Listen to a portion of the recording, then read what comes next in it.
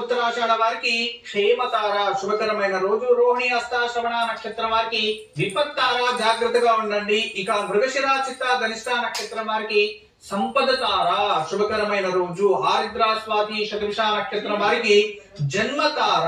పునర్వసు విశాఖ మరియు పూర్వ భాద్రపద నక్షత్రం వారికి పరమమిత్ర తార. ఇక పుష్య అనురాధ ఉత్తర భాద్రపద నక్షత్రం వారికి మిత్రతార శుభకరమైన రోజు. ఇక ఆశ్లేష జ్యేష్ఠ రేవతి నక్షత్రం వారికి నైజన తార. ఇది అంత మంచిది కాదు, జాగ్రత్తగా ఉండండి. ఇదే నిత్య నక్షత్ర తారాబలం. గురుజీకి రేపటి పూజను ఆచరించాలి.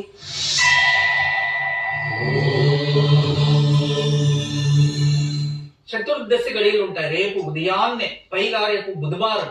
రేపు ఎవరైతే ఉదయాన్నే లేచి తలస్నానం చేసి దుర్గా కవచాన్ని చదువుకోవడం, దేవి ఆరాధన చేయడం, ఏదైనా అమ్మవారికి రేపు ఉదయాన్నే ఇంట్లోనే చిన్న ఫోటోకి జమ్మి చెట్టు ఆకుంటుంది కదా, వాటితో అర్చించి పూజిస్తే శత్రువుల నుంచి మనకి విజయం ప్రాప్తిస్తుంది. మనం గెలుస్తాం. ఏదైనా పోటీ ఉంటే దాంట్లో విజయం ప్రాప్తిస్తుంది. శత్రువుల నుంచి రక్షణ ఉంటుంది. ఎవరైనా మనకి ఏదైనా చెడు చేయాలనుకుంటే వాళ్ళ మనసే మారిపోతుంది. అటువంటి దివ్యమైన యోగం రేపు తప్పకుండా ఆచరించండి. గురుజీ మరిన్ని విశేషాలు తెలియజేసే ముందు కార్యక్రమంలో మరో విరామం తీసుకుందాం.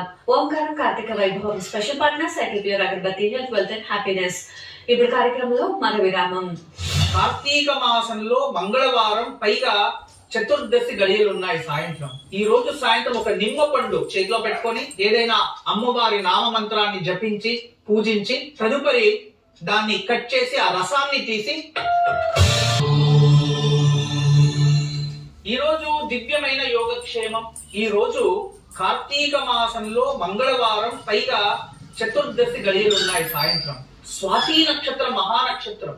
ఈ రోజు సాయంత్రం ఒక నిమ్మ పండు రాహు, అందుకే నిమ్మ పండుని ఎక్కడ పడితే అక్కడ బలిస్తూ ఉంటారు. ఆ నిమ్మ పండుని ఈ రోజు సాయంత్రం లోపల తెచ్చుకొని రాహుకాల సమయంలో ఏదైనా అమ్మవారి గుడిలో వెళ్లి ఆ ఒక నిమ్మ పండుని కోసి వెనక్కి తిప్పి నెయ్యితో దీపాలు వెలిగించి సప్తశృతి చదువుకోవడం కానీ, దుర్గా కవచం కానీ, లేదా దేవి ఖడ్గమాల కానీ ఇటువంటిది ఏదైనా మంత్రాన్ని జపిస్తే మీ సంకల్పం సిద్ధిస్తుంది.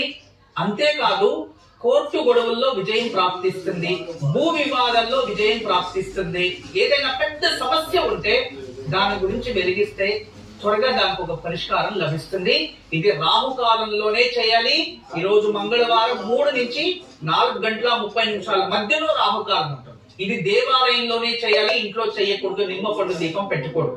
ఇంట్లోనే చేస్తాను అనేవారు రాహుకాల సమయంలో ఒక నిమ్మ పండుని చేతిలో పెట్టుకొని ఏదైనా అమ్మవారి నామ